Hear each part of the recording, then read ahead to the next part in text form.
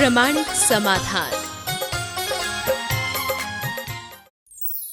गुरुवर नमोस्तु। शरीर के 8 अंगों की क्या विशेषता है और 8 अंगों के माध्यम से सम्यक दर्शन की प्राप्ति होती है, तो हम श्रावक ऐसा क्या करें कि सम्यक दर्शन को धारण कर अपने जीवन को धन्य कर सकें? देखिए, सम्यक दर्शन के अंग और शरीर के अंगों को अगर हम प्रत्यक्षता जोड़े तो दोनों का काम अलग अलग है। शरीर हमें दिखता है, शरीर के 8 अंग हैं और हम 8 अंगों का प्रयोग करते हैं, लेकिन इन 8 अंगों के जो गतिविधियां हैं इनको अगर हम देखते हैं और उन्हें में थोड़ा ध्यान केंद्रित करते हैं तो उससे हम सम्यक दर्शन को घटित करने की प्रेरणा जरूर प्राप्त कर सकते हैं। सबसे पहले हम शरीर के 8 अंगों को देखें। कई बार मैंने इसकी व्याख्या की है। शरीर के 8 अंगों को देखें और उनके गतिविधियों को सामने रखकर सम्यक दर्शन के 8 अंगों के स्वरूप से उनकी तुलना करें। सबसे पहले हम देखें हमारे शरीर के 8 अंग कौन कौन से हैं। 2 पैर, 2 हाथ। तीसरा अंग है निर्विचिकित्सा अंग, जिसके लिए कहा जाता है कि शरीर के ग्लानिजनक रूप को देखकर मन में ग्लानि या घृणा का भाव ना।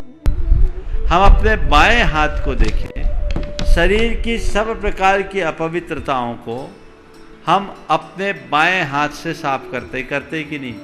हर व्यक्ति के दिन की शुरुआत अपने शरीर की अशुचिता के निवारण से होती है और उसमें व्यक्ति अपने बाएं हाथ का उपयोग करता है। कभी मन में ग्लानि आती है क्या? जब कभी अपने बाएं हाथ का प्रयोग करो तो मन में सोचो, कहीं मेरे हृदय में किसी धर्मात्मा के प्रति ग्लानि तो नहीं आ रही है, कोई घृणा तो नहीं आ रही। ये निर्विचिकित्सा अंग का प्रतिनिधित्व करता है। इसके साथ है चौथा अंग अमूढ़ दृष्टित्व।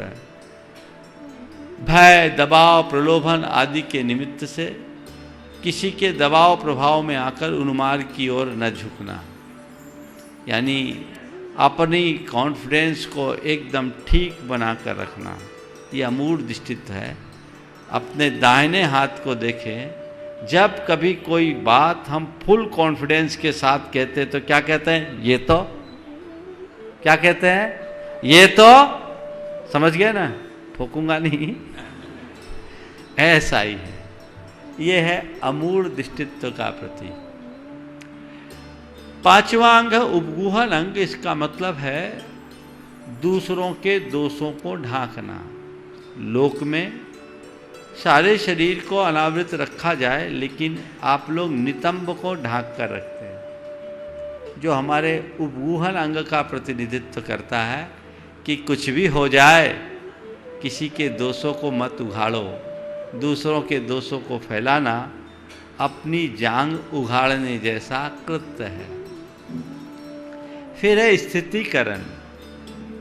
कोई व्यक्ति यदि कमजोर हो तो उसे सहारा देना, मार्ग से गिरने वाले को आलंबन देना, इसको बोलते हैं स्थितिकरण। तो स्थितिकरण अंग के लिए कहा गया है कि अगर कोई गिर रहा है संभाल लो, तो क्या करो? उसका वजन अपनी पीठ पर लाद लो। अपनी पीठ पर मनुष्य अपने वजन से 2.5 गुना वजन लेकर चल सकता है। तो हमारी पीठ स्थितिकरण का प्रतीक बन सकती है। फिर है वात्सल्य और हमारा अंग है छाती। जब हम किसी के प्रति प्रेम से भरते हैं तो उसे अपने हृदय से लगा लेते हैं, छाती से लगा लेते हैं। बस अपनी छाती के विस्तार दें ताकि सब के प्रति हमारे मन में वात्सल्य का भाव हो। ये वात्सल्य अंग बताता है। इसके बाद है मस्तक। मस्तक हमारे सम्मान और गौरव का प्रतीक बनता है। हम लोग कहते हैं सिर कटा सकते मगर सिर झुका सकते नहीं। ये आन मान मर्यादा का प्रतीक है, हमारे गौरव का प्रतीक है। तो जैसे हम हर पल अपने मस्तक को कभी नीचे नहीं झुकने देना चाहते, उसी प्रकार जिन शासन के गौरव को दिगंत में फैलाना, इसका नाम प्रभावना अंग है और ये सम्यक दर्शन के 8 अंगों से जुड़े हुए। गुरुवर नमोस्तु। मैं रूपी अग्नि पर सद्भाव एवं वात्सल्य का जल किस प्रकार डाला जाए कि मैं रूपी अग्नि भी बुझ जाए और वात्सल्य रूपी जल की शीतलता सिद्ध हो?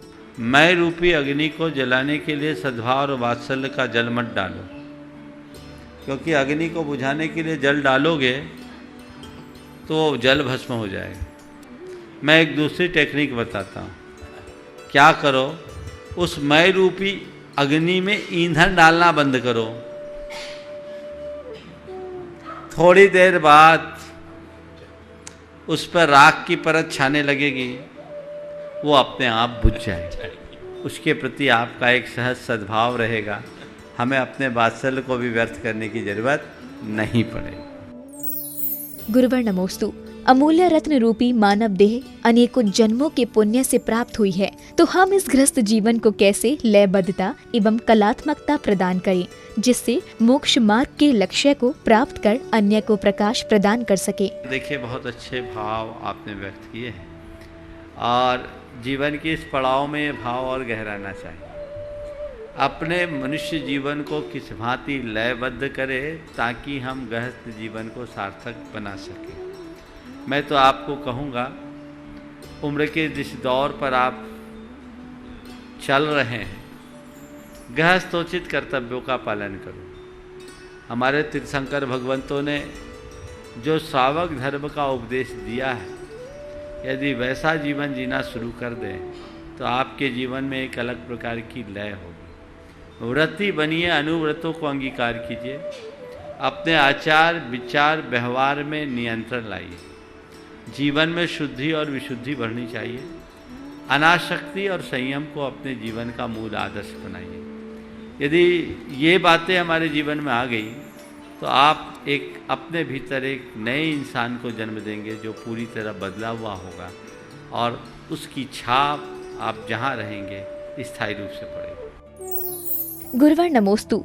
स्वेच्छाओं की पूर्ति और देव शास्त्र गुरु के प्रति समर्पण, ये दोनों भावों के साथ सामंजस्य कैसे बैठाएं? स्वेच्छाओं की पूर्ति, अपने मन की इच्छाओं की पूर्ति और देव शास्त्र गुरु के प्रति समर्पण, इन दोनों में सामंजस्य कैसे बिठाएं? मैं एक बात बोलूं, अपनी इच्छाओं को देव शास्त्र गुरु को अर्पित कर दो, फिर सवाल ही नहीं रहेगा। अपनी इच्छाओं को यदि हमने गुरु और प्रभु के चरणों में अर्पित कर दिया तो हमारी इच्छाओं की पूर्ति का सवाल ही नहीं होगा। रहा सवाल इच्छाओं की पूर्ति का, तो इच्छाओं की कभी पूर्ति होगी नहीं। और इच्छाओं की पूर्ति के लिए तुम देवशास्त्र गुरु के चरणों में जाओगे भी तो कुछ हासिल नहीं कर पाओगे। तो चढ़ाव चढ़ने के लिए हम प्रयास करते हैं, उतरते समय हमारे पास ऐसा कोई ब्रेक नहीं है कि हम अपनी गति को नियंत्रित कर सके, इसलिए धड़ाम से गिरते हैं। जो लोग अपने भीतर ऐसा सिस्टम डेवलप कर लेते हैं, वे जब कभी भी नीचे उतरते हैं तो उतरते उतरते अपने आप को संभाल लेते हैं। आपने देखा होगा, जब कोई वायुयान से क्रैश होने पर नीचे गिरते तो धड़ाम से गिर जाते हैं, लेकिन जब पैराशूट लगा करके उतरते हैं तो क्या होता है? एक साथ आते क्या? आराम से आते हैं। तो क्या हुआ? सामान्य व्यक्ति गिरता और पैराशूट वाला उतरता है। तो जिस व्यक्ति के भीतर सही समझ क्या पैराशूट हो, वो जीवन के उतार के क्रम में गिरेगा नहीं, उतरेगा, वो क्रम से आएगा, धड़ाम से नहीं। गुरुवर नमोस्तु। गृहस्थ जीवन को दिव्य जीवन का द्वार कहते हैं, तो हम इसको कैसे समझें? मैंने ये नहीं कहा कि गृहस्थ जीवन को दिव्य जीवन का द्वार कहते हैं। मैंने गृहस्थों को दिव्य जीवन के द्वार तक पहुंचाने का रास्ता बताया। समझ गए? अगर आप गृहस्थोचित कर्तव्यों का पालन कर लोगे तो आप मान लीजिए कि आपने दिव्य जीवन के द्वार में प्रवेश कर लिया, और जिसने दिव्य जीवन के द्वार में एक कदम रखा वो दिव्य जीवन को जरूर पाएगा, इसमें क्वेश्चन है। गुरुवर नमोस्तु। आजकल राजनीति में गलत शब्दों का प्रयोग बहुत किया जाता है, तो राजनीति के क्षेत्र में शब्दों में संयम कैसे बनाएं? बात बिल्कुल सही है। पहले मुद्दों की राजनीति होती थी, अब मौके की राजनीति है, शब्दों की राजनीति होने लगी। जिस तरह की भाषा की स्तरहीनता आजकल चल पड़ी है, ये बिल्कुल अच्छी बात नहीं है और एक स्वस्थ परंपरा के लक्षण नहीं। हमें चाहिए कि इस पर नियंत्रण लाएं। और इस पर नियंत्रण का एक सरल सा उपाय है। ऐसे कार्यक्रमों का आप लोग बायकॉट करना शुरू कर दो, जनता जागरूक हो जाए। सबसे बड़ी विचित्रता तो ये है कि मुझे एक व्यक्ति ने आकर के बताया कि महाराज आज के समय में सभी टीवी चैनल्स कुछ बहस आयोजित करते हैं और गिने चुने लोगों को बिठालते हैं और उसमें स्तरहीन भाषा और अब तो कुछ में व्यवहार भी बहुत स्तरहीन है और उसको वो लोग चलाते हैं, एक दूसरे की बातों को उछालते हैं और सारा हिंदुस्तान बेवकूफ़ बना उनसे चिपका रहता है, उनकी टीआरपी बढ़ती है। क्यों? ऐसी बहस को सुनने से क्या फ़ायदा? और वो वैसे लोग हैं जो केवल अपने पक्ष से बंधे हैं, जिनकी अपनी कोई अच्छी सोच नहीं है, जिनकी अपनी कोई समझ नहीं है, जिनमें अपना कोई संयम नहीं है, उनकी बहस को सुनकर हम क्या पाएंगे? कायदे से हमारे भीतर खुद में इतनी क्षमता होनी चाहिए कि हर राजनीतिक घटना को हम खुद अपने तरीके से विश्लेषित करें और उसका अर्थ निकाल करके निर्णय लें।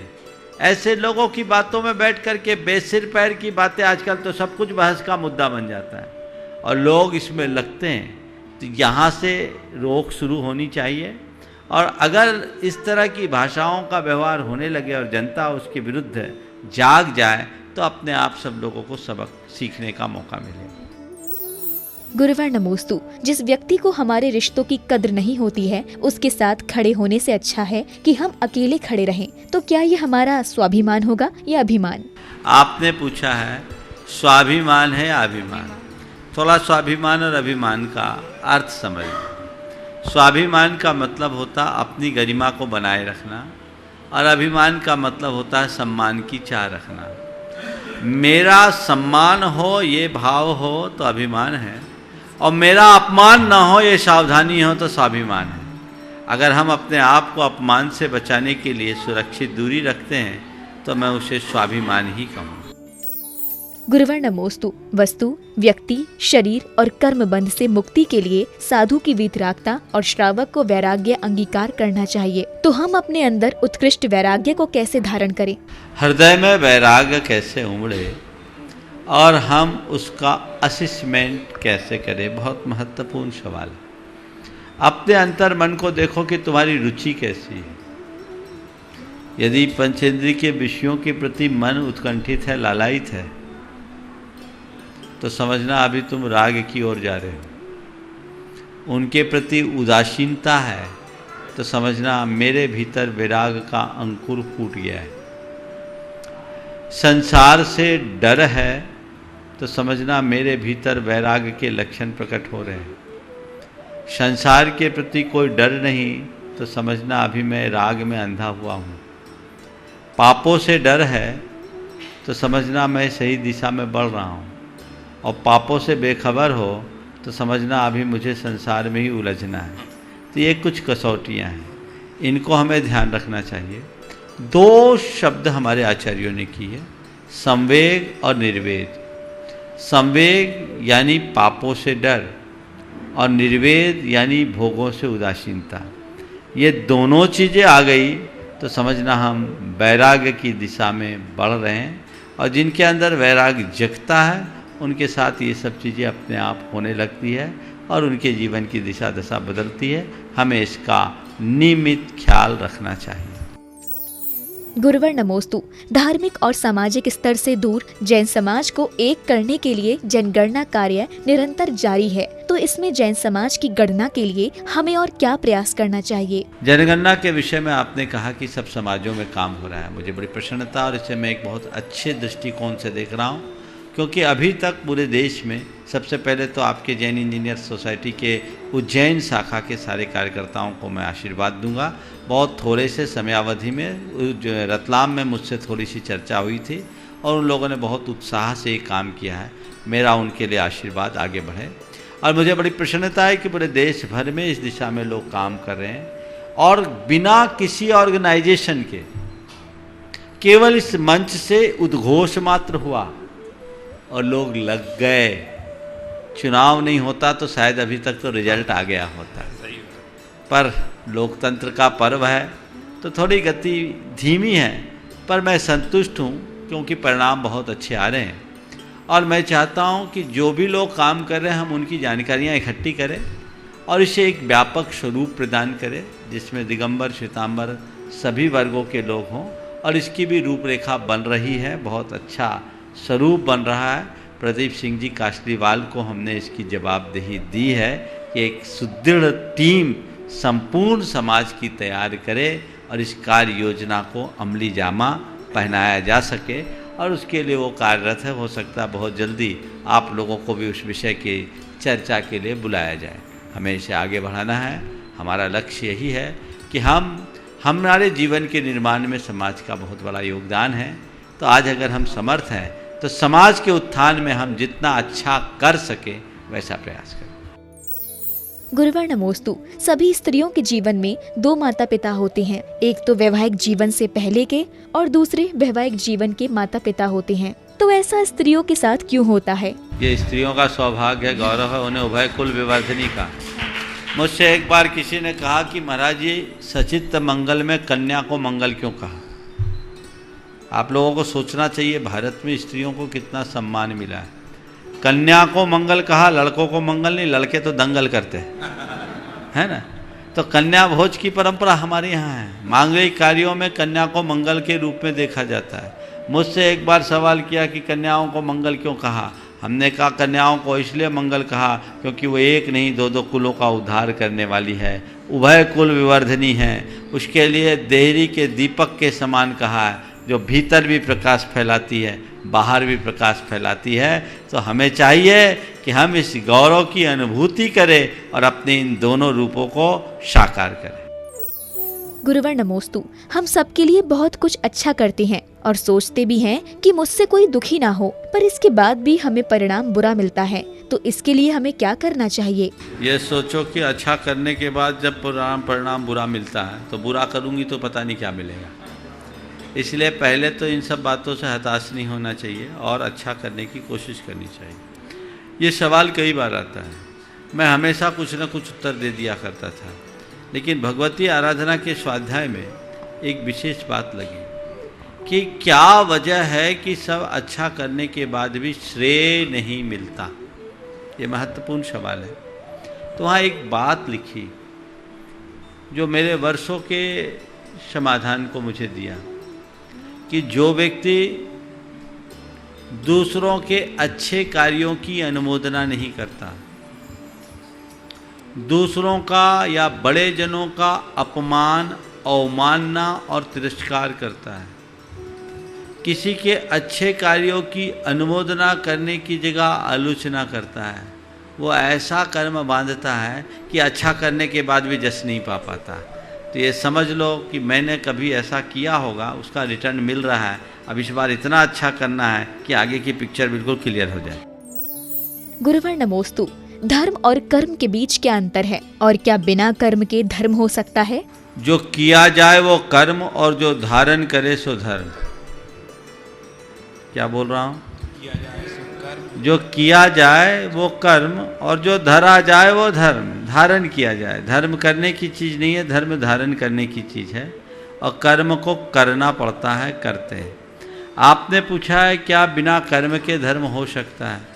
देखिए, कर्म अपनी जगह है। अगर हम कर्म को केवल लौकिक कर्म की दृष्टि से देखें तो लौकिक कर्म के बिना धर्म हो सकता है, लेकिन कर्म को यदि हम एक पुरुषार्थ का प्रतीक माने तो बिना कर्म के धर्म नहीं होता। अगर तुम जिस कर्म की बात करते हो अगर उसे ढूंढोगे तो हमारे पास वो कर्म नहीं है, पर धर्म दिख रहा है कि नहीं? अगर दूसरी तरफ देखें तो मेरा धर्म तब चल रहा है जब मैं क्रियाशील हूँ, अपने कर्तव्य में डटा हूँ, सतत पुरुषार्थ कर रहा हूँ, अपने प्रति जागरूकता बनाया हूँ, इसलिए मेरा ये कर्म मेरे साथ जुड़ा है तो धर्म चल रहा है। इसलिए इसको अनेकांश से लेकर चलना।